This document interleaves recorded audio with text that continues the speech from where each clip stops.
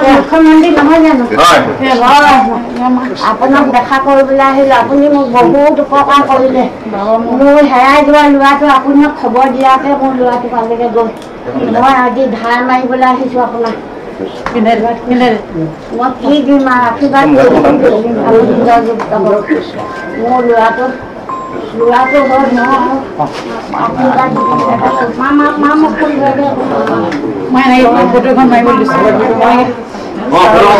মুখ্যমন্ত্ৰী নহয় জানো?